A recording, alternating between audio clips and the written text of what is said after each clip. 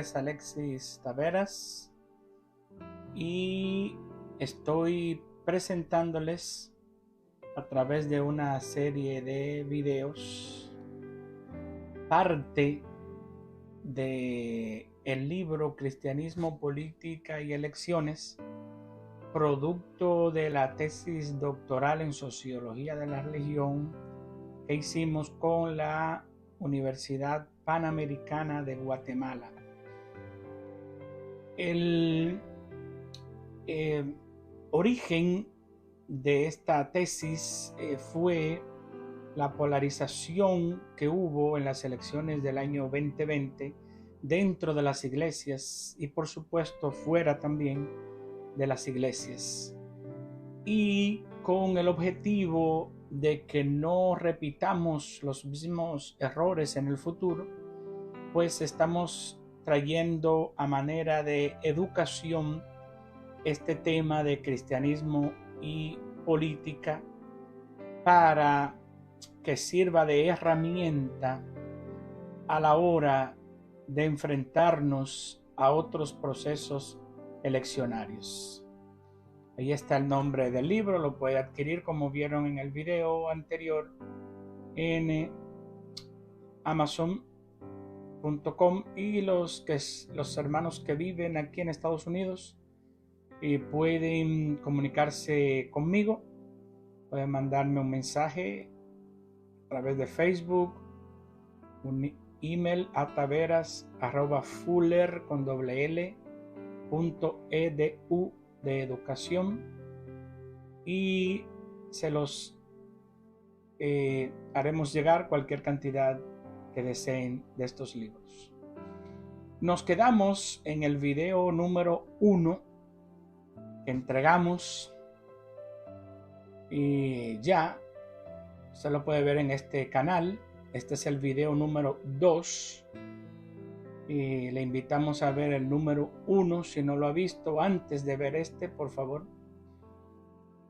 Y en ese video estuvimos presentando los 3 ejes alrededor de los cuales gira este libro, que es Cristianismo, Política y Ética Cristiana.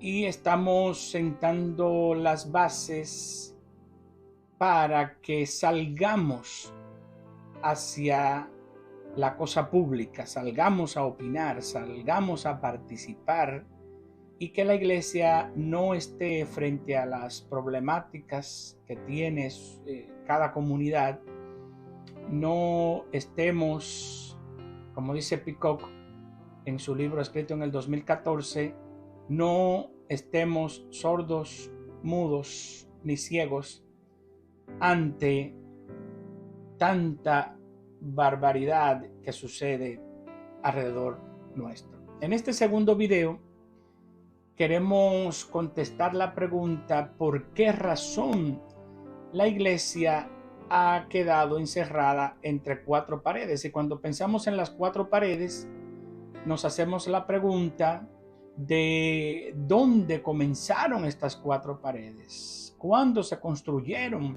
estas 4 paredes. Y eso nos lleva, esa pregunta nos lleva a tratar el tema denominado el giro constantiniano.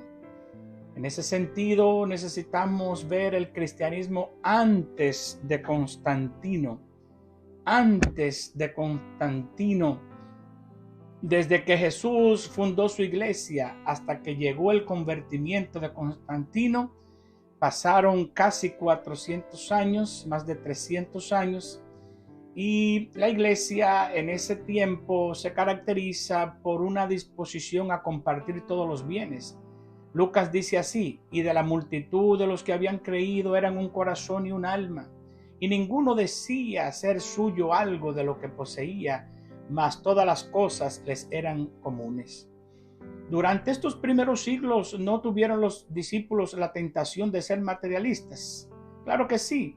De hecho, algunos creen que el desencanto de Judas tuvo que ver con la desilusión de un Cristo que no posee una visión de estado terrenal, sino espiritual.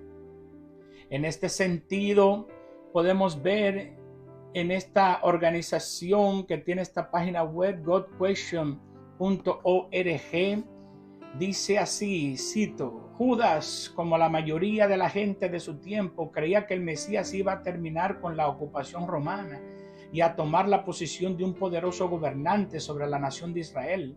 Judas pudo haber seguido a Jesús esperando beneficiarse de su asociación con él como el nuevo poder político reinante. Sin duda, él esperaba estar entre la élite gobernante cuando esto sucediera.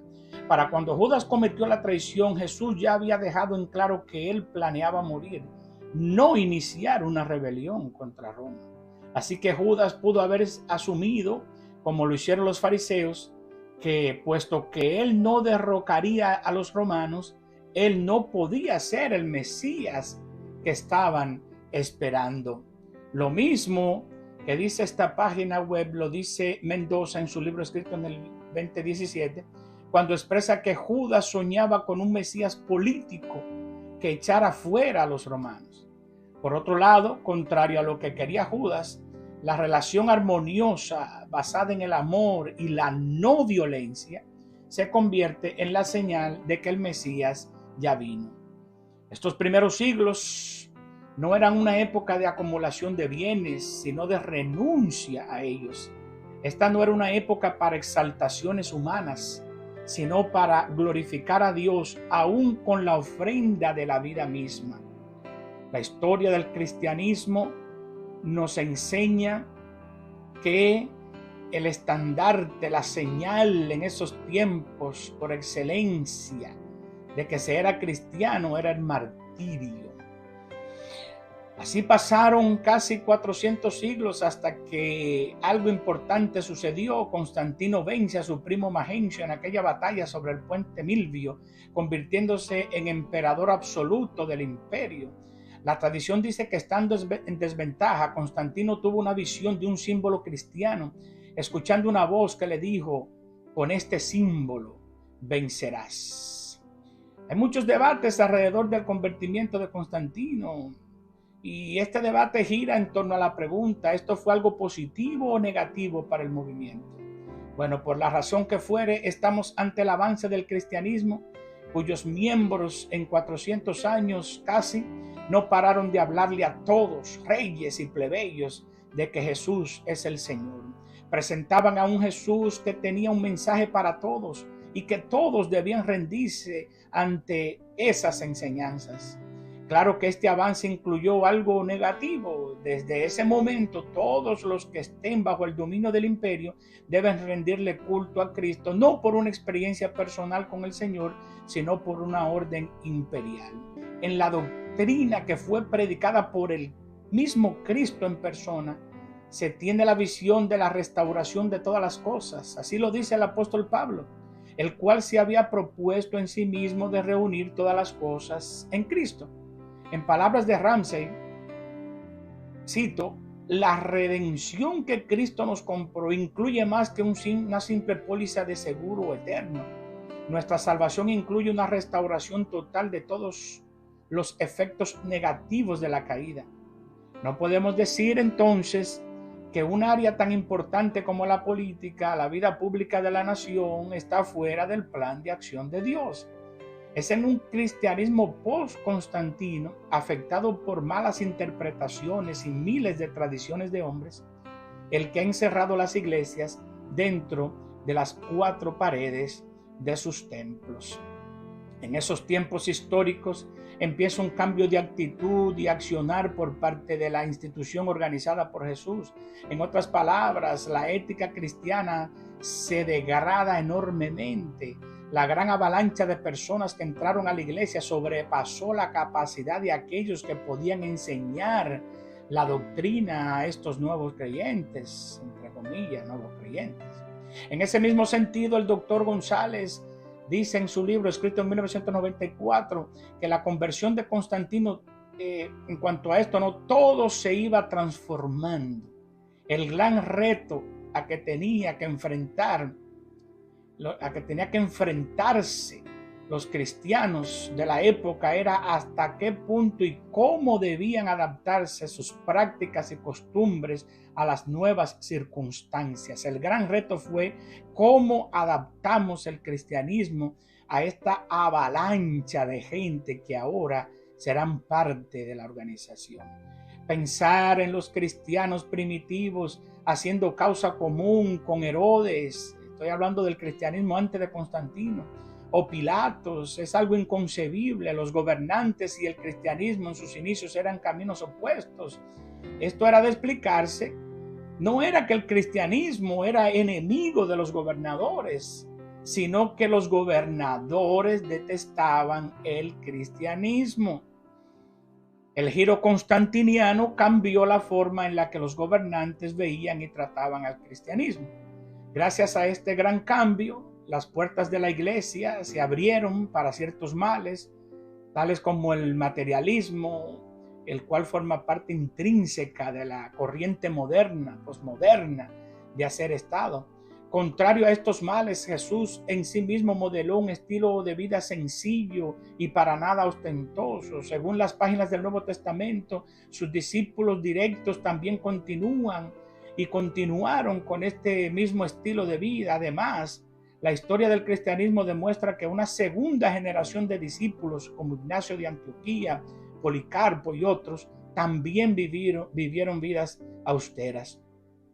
Este giro, el giro constantiniano, no marca por sí mismo todo el cambio negativo que ha dado la iglesia al paso del tiempo, pero sí es el principio del deterioro. La iglesia, después de ser una comunidad perseguida, ahora está en posición de perseguir a otros, lo cual efectivamente hace. En este sentido, se hizo una fusión impensable hasta hace unos siglos entre el poder secular y la iglesia del Señor. El primero que señala la historia en sufrir esta persecución al punto de ser ejecutado fue Prisciliano de Ávila. Dice Rego en su libro del 2016 que este fue decapitado en Treveris en el año 385. Recuérdense que la iglesia es oficialmente declarada la religión del imperio por Teodosio en el 27 de febrero del 380. Así que en 5 años ya la iglesia ahora viene y ejecuta. Una iglesia que era perseguida, ejecutada, sus miembros, sus líderes, ahora ella está ejecutando, sentenciando a muerte a otros. Y este Prisciliano de Ávila fue ejecutado bajo la acusación de hechicería. ¿Dónde quedó? ¿Dónde quedaron la actitud y acción, las enseñanzas y estilo de Jesús acerca de la no violencia? Esto es una clara señal de que la autoridad de Cristo en la iglesia está siendo reemplazada por la figura del emperador. La iglesia se hizo poderosa y pasó de rendir culto en casas pequeñas y sencillas, cementerios y catacumbas romanas, a grandes templos y complicados protocolos influenciados por el imperio. Se fracciona el cristianismo, surgiendo movimientos como el monasticismo. Basta estudiar a Antonio, el fundador del monasticismo anacoreta, y a Pacomio, fundador del monasticismo que hace trabajo social, tratando estos hombres, de mantener vivo un pensamiento austero, un estilo de vida austero y humilde que modeló, ¿verdad?, Cristo. Este movimiento está tratando de alejarse del giro constantiniano, fruto del cual la iglesia había pasado de ser una comunidad capaz de ceder sus bienes a una que no se saciaba de acumularlos. Diferente a aquellos que se alejaron de la iglesia por causa de este giro, existieron hombres como Eusebio de Cesarea. Según Mayer, en su libro de 1999, no hay duda de que ningún género que epítetos tan floridos como el emperador amado por Dios suenan a empalagoso para el lector. Es decir, que Eusebio utilizaba unas alabanzas para el emperador que empalaga al lector cuando cuando lo lee. Cuando usted lee a Eusebio, cómo él se refiere a Constantino, empalaga. Todo lo anterior nos lleva al punto principal y a remarcar de que este giro constantiniano ha dejado una herencia de materialismo y exaltación de la figura humana, la cual ha distorsionado la comunidad de Cristo hasta el día de hoy, conectado por el tiempo, ya que mucho de la modernidad tiene sus raíces en la época medieval, la cual a su vez posee ramas en la posmodernidad, época en la que vivimos. Una iglesia constantiniana es compatible con cualquier tipo de política partidista que se practique hoy en día. Es una iglesia constantiniana que hizo estragos al unirse con el Estado. Este pasado no debe anular el hecho de que el verdadero cristianismo, el predicado y modelado por Cristo, tiene mucho que decir y aportar a su comunidad. Por lo cual dice Roldán, porque muchas de las iglesias en América Latina, dado su exponencial crecimiento numérico, han entrado a la arena política en búsqueda del poder.